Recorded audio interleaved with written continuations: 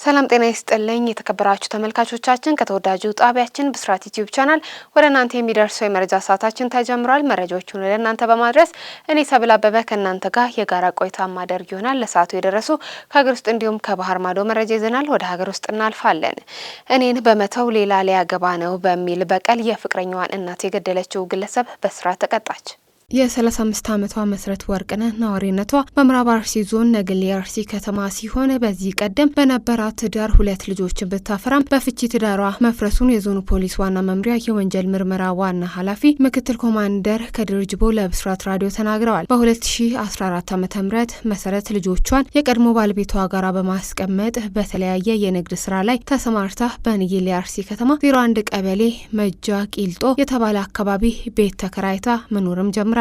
በሂደት ጉተማ ሂርጶ የተባለ በእድሜ ከእርሷ የሚያንስ ወጣት ጋራ መግባባትም ትጀምራለች። በእሱ አካባቢ ከሚኖር ወጣት ጋራም ትገናኛለች። በ2014 ዓ.ም የተጀመረ የትውውቅ ወደ ፍቅር ግንኙነት ተቀይሮ ለ4 ዓመት አብረው ይቆያሉ። በድንገት ግን ጉተማ ሌላ ልጅ ሊያገባ ሰርጉ በወላጆቹ ቤት እየተደገሰ መሆኑን እንደሰማችም በጣም በመናደድ ክህደት ፈጽሞበኛል የምትለውን ጉተማን ለመበቀል ተዘጋጃለች። ሚያዝያ 22 ቀን 2018 ዓ.ም ምሽት 12 ሰዓት ላይ የጉተማ ሰርግ አንድ ሳምንት ሲቀረው መሰረት በቀጥታ ወላጅ እናቱ ቤት በመሄድ የ60 ዓመት ወይዘሮ ሚኒሉ ሰይፉ አግኝታ በሰላማዊ መንገድ አናግራ ቡና ተፈልቶላት እየጠጡ እያለ ወይዘሮ ሚኒሉ ሰይፉ ለሰርጉ የሚሆን በርበሬ አነሰኝ ብለው እንደ ወዳጅ ሲያጋሯት መሰረትም ምን ችግር አለው እኔ ጋራ 1 ኩንታል በርበሬ አለ እንውሰድ ብላ ለእቅዷ መንገድ እንዳመቻቸችም በሰጠችው የእምነት ቃል ማረጋግጣለች። ወይዘሮ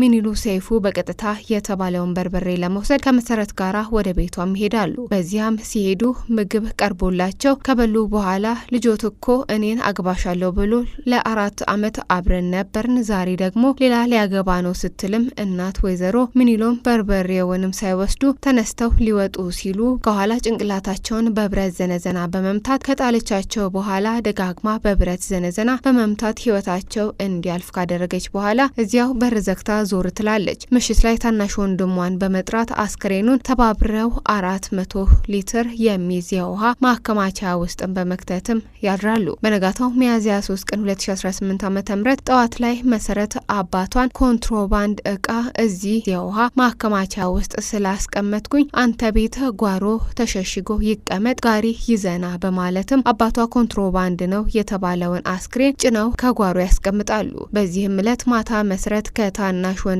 ጋራ በመሆን ጓሮ ውስጥ በመቆፈር አስክሬኑን ከውሃ ማጠራቀሚያን በማውጣት ይቀብራሉ። ሚያዝያ 29 ቀን 2018 ዓ.ም ልጃቸውን የሚድሩት ወይዘሮ ድንገት መሰወርን ተከትለው በቤተሰብ ድንጋጤ ፈጥሮ ባለበት ሰዓትም ከመሰረት ጋራ ተያይዘው ከቤት መውጣታቸውም ለልጃቸው ጉተማ ሂርጳ ይደርሰውና ወዲያውኑ ለፖሊስ መረጃውንም ያደርሳል። ፖሊስም መረጃው እንደደረሰው መሰረት ወርቁንና ታናሽ ወንድሟን ዳንኤል ወርቅነህን በቁጥጥር ስር ያውላሉ።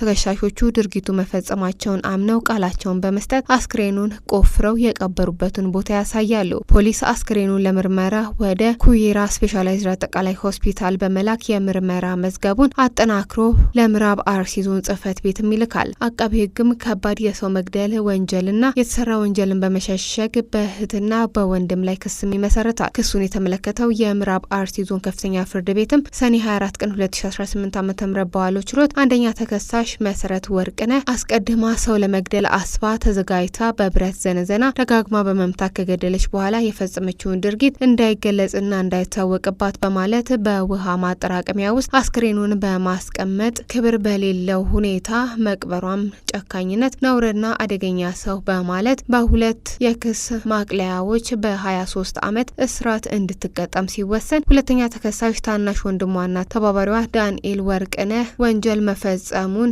እያወቀ ወንጀል አድራጊው ከተጠያቂነት ለማዳን የረዳ በመሆኑ በ1 ዓመት ከ9 ወራት እስራት እንዲቀጣ የተወሰነበት መሆኑን ምክትል ኮማንደር ከድር ጅቦ ጨምረው ለጣቢያችን ተናግረዋል። በተጨማሪም ይህንን ዘገባ በተጠናከረ መንገድ እንድንሰራ የተባበሩንን የነገሌ አርሲ ከተማ ፖሊስ ጽሕፈት ቤት የወንጀል ምርመራ ክፍል ኃላፊ ኢንስፔክተር ወርቁ ሁሪሳና መርማሪ ፖሊስ ዋና ሳጅን ፍቃዱ ጉደታን ብስራት ራዲዮ ያመሰግናል። ዘገባው የቢዜ ታራጊ ነው።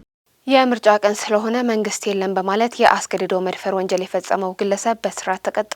አቶ አክሊሉ አለማየሁ የተባለው ግለሰብ በአሪ ዞን በደቡብ ኦሪ ወረዳ ሶዶ ቀበሌ ልዩ ስሙ ደብተራ ተብሎ በሚጠራው አካባቢ እድሜዋ 15 ዓመት የሚሆናትን ታዳጊ ሰኞ ግንቦት 24 ቀን 2018 ዓ.ም ከረፋዱ 4 ሰዓት ገደማ የአስገድዶ መድፈር ወንጀል ፈጽሟል። ተከሳሹ ሰባተኛው ሀገራዊ ጠቅላላ ምርጫ በሚካሄድበት ዕለት ተበዳይን መንገድ ላይ ጠብቆ ዛሬ የምርጫ ቀን ስለሆነ መንግስትም የለም በማለት አንድ ጊዜ ወገቧ ላይ እና አንድ ጊዜ ትከሻዋ ላይ በመምታት ራሷን ካሳታት በኋላ ያለ ፍላጎቷ የግብረ ስጋ ግንኙነት ፈጽሞባታል። የወረዳው ፖሊስ ከህብረተሰቡ በደረሰው ጥቆማ መሰረት ብርቱ ክትትል በማድረግ ተጠርጣሪውን በቁጥጥር ስር በማዋል የሰውና የሰነድ ማስረጃ አደራጅቶ መዝገቡን ለወረዳው አቃቤ ሕግም ልኳል። የወረዳው ፍትህ ጽሕፈት ቤት ሴቶችና ህጻናት ጉዳይ አቃቤ ሕግ ከፖሊስ መዝገቡን ተመልክቶ ክስ መመስረቱን የአሪ ዞን ደቡብ አሪ ወረዳ ፍትህ ቢሮ ኃላፊ አቶ በየነ ጉዶ ለብስራት ራዲዮ ተናግረዋል። ክሱ የቀረበለት የደቡብ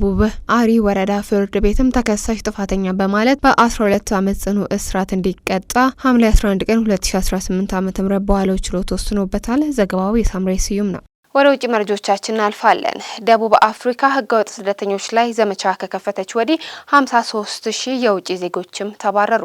የደቡብ አፍሪካ መንግስት ከ5 ሳምንት በፊት የስደተኞች አስተዳደር ላይ ዘመቻ ከከፈተ በኋላ ከ53,000 በላይ የውጭ ዜጎች ከሀገር መባረራቸውን ወይንም እንዲወጡ መደረጋቸውን አስታውቋል። እነዚህ ስደተኞች ከማላዊ፣ ዚምባብዌና ሞዛምቢክ የወጡ መሆናቸውን የገለጹት ባለስልጣናቱ ቁጥሩ ከዚህም በላይ ሊጨምር ይችላልም ብለዋል። በደቡብ አፍሪካ ለተከታታይ ሳምንት ጸረ ስደተኛ ሰልፎች ከተካሄዱ እንዲሁም አለመረጋጋት፣ ማስፈራራትና ዘረፋ ከተፈጸመ በኋላ በሀገሪቱ ያለ ህጋዊ የመኖሪያና የስራ ፈቃድ የሚገኙ ስደተኞች ላይ ሰፊ የተባለ ዘመቻ እየተካሄደም ይገኛል። ተቃዋሚዎች በሀገሪቱ በተፈጠረው በርካታ የስራ አጥ ቁጥር፣ የወንጀል መስፋፋትና የህዝብ አገልግሎት መዳከም ሰነድ አልባ ስደተኞችን ተጠያቂም አድርገዋል። ጥብቅ የሆነ የድንበር ቁጥር እንዲኖር እንዲሁም በርካቶች ከሀገር እንዲወጡም ይፈልጋሉ። የተባበሩት መንግስታት ድርጅት ስደተኞች ለደቡብ አፍሪካ ማህበራዊና ኢኮኖሚያዊ ችግር እንደ ሰበብ መጠቀምን አስጠንቅቀዋል። ጸረ ስደተኛ አቋም ያላቸው ታጣቂዎችም መንግስት ጥያቄያቸውን እስኪመልስ ድረስ ጫና ለመፍጠር በየሳምንቱ ሰልፎችን እንደሚያካሂዱም ዘግበዋል። ተቃውሞቹ ወደ አመጽ ሊቀየር ይችላል የሚሉም ስጋቶችንም ጨምሯል። ሰልፈኞቹ ህጋዊ ያልሆኑ ስደተኞች አገሪቱን ለቀው እንዲወጡ እስከ ሰኔ 23 ቀን 2018 ዓ.ም ድረስ ይፋዊ ያልሆነ የጊዜ ገደብም ሰጥተው ነበረ። በዚህም የተነሳ ብዙ የውጭ ዜጎች ብጥብጥ እና ማስፈራራቶችንም ለማምለጥ በፍጥነት ለቀው ወጥተዋል። ባለፉት ሳምንታት ጋና፣ ናይጄሪያ፣ ኡጋንዳና ኬንያን ጨምሮ በርካታ ሀገራት ዜጎቻቸውን ወደ ሀገራቸው አጓጉዘዋል። ለኢራናውያኑ ሞት ተጠያቂ የሆኑ አካላት ሰላማዊ የሞት ጽዋን አይጎነጩም ሲሉ ተተኪው ጠቅላይ መሪ ተናገሩ።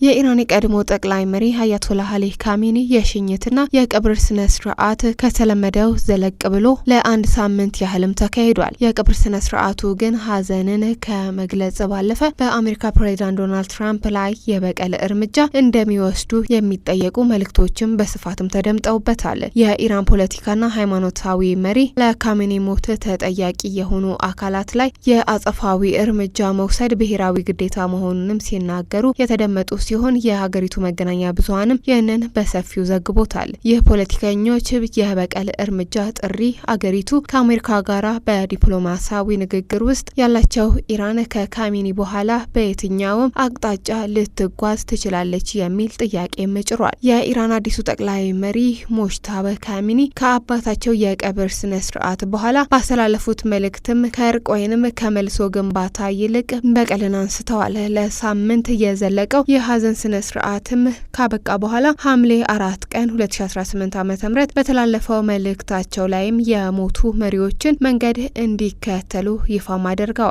አስከትለውም በእነዚህ ሁለት ጦርነቶች በወንጀለኛና የተዋረዱ ጉዳዮች ሰማዕት የሆኑ ሰዎች ንጹህ ደምን እንበቀላለንም ብለዋል።